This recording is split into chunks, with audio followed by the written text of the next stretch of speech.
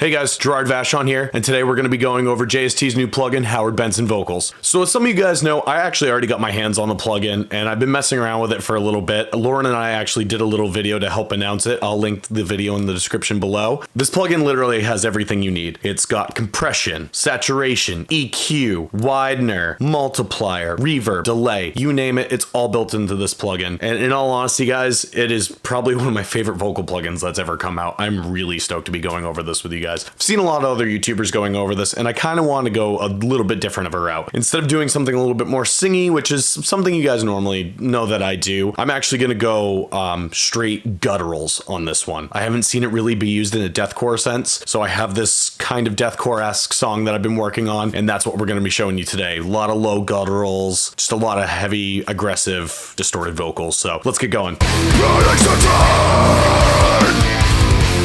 Growing years are coming back from this. Eyes will break. Years of life, face of fire and silence. Every turning, every turning. Lighting lifeless and cold. Suffering and silence. Every turning, every turning.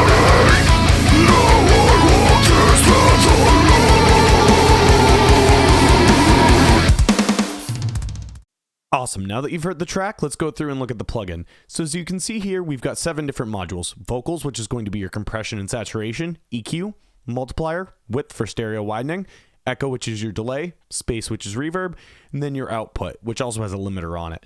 What I love most about this plugin is that on both the vocal and the output modules, you can actually see that they've got the sweet spot marked out. So it's very easy to find out how to best optimize this plugin. So real quick, before we go into anything, I want you guys to hear what the vocals sounded like soloed without any effects on them. So let's go ahead and listen to that. Fear growing, there's no coming back from this. Eyes will break. As you can see, nothing too special there, but let's turn on the plugin and go through and see how everything sounds with that on. Fear growing, there's no coming back from this. Eyes will break. There's a life face of fire. As you can see, that's dramatically different. We're getting way more aggression. It's way more consistent. It's just a really cool sound to it. So let's go through and go over some of the modules. Like I said, as you can see, it's constantly hitting the yellow, which is going to be your sweet spot. So that's where I set the input to. And I did the shift double click to calibrate and just played the audio through it, and it did the rest for me. I compressed this as hard as I could because I wanted as much aggression out of it as possible. And then I did add some grit to it, but let's go through, play the vocal, and I'll mess with both the grit and show you what the tube warmth sounds like as well. Fear growing, years are coming back from this. Eyes will break. There's a life face of fire and silence. Killer. That did exactly what I wanted it to. Now let's listen to the tube warmth as well. I'm going to A-B that.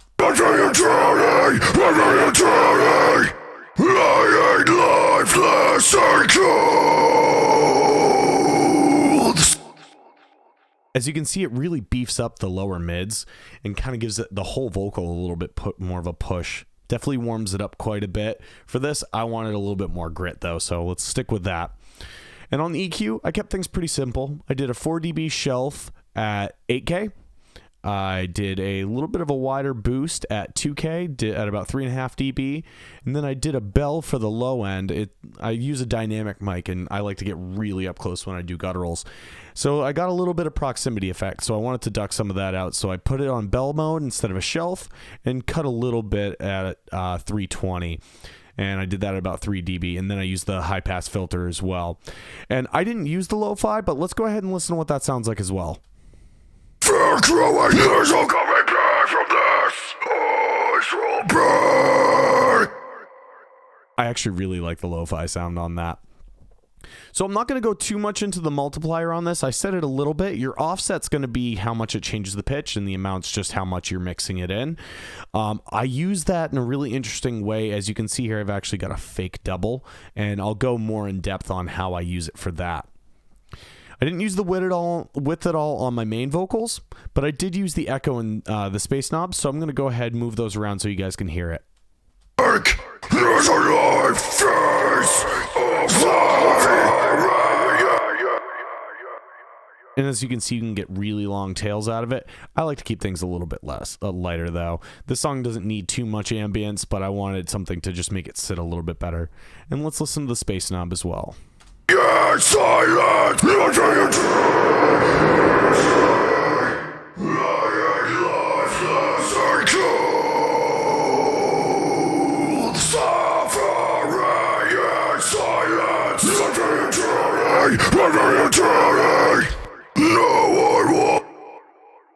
So you can get some really dramatic differences out of this. You can really crank the size up real hard.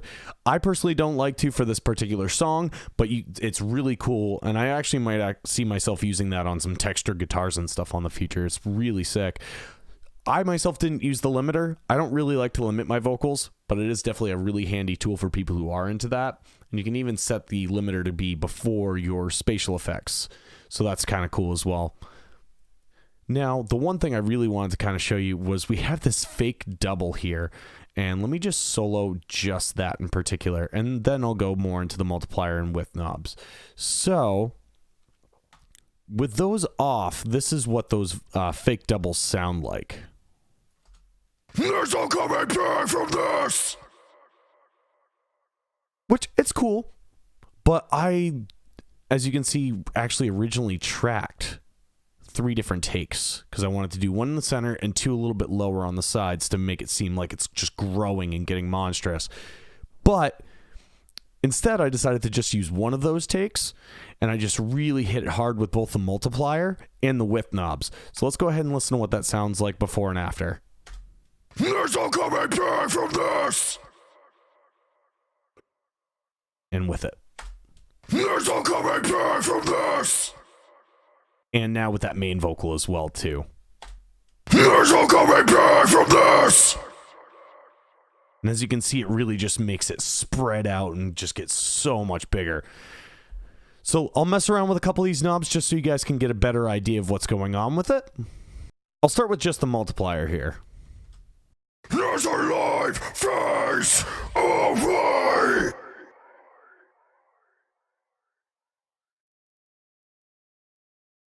There's a live face away! As you can see, you can get some pretty substantial differences with that. But where I really enjoyed this for this is the width. So it makes it sound as if I took essentially 2 vocal takes and panned them left and right. So let's listen to that. There's a live face away! You can really change how far you really want to push them out. I didn't want to push them out too far. I just wanted to seem like the whole vocal was kind of jumping out a little bit. Now let's see what it goes like from 0 to cranked. I feel you drowning! I feel you drowning!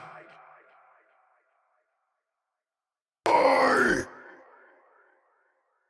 feel you drowning! I feel you drowning! And as you can see, I backed off on the gain knob over here a little bit as well, too, just so I can kind of stay in that sweet spot. And I think since I moved the knobs around, it might be a little higher. So. Nope. Seems like I got things roughly in the same spot. So let's go through one more time just to hear everything in context.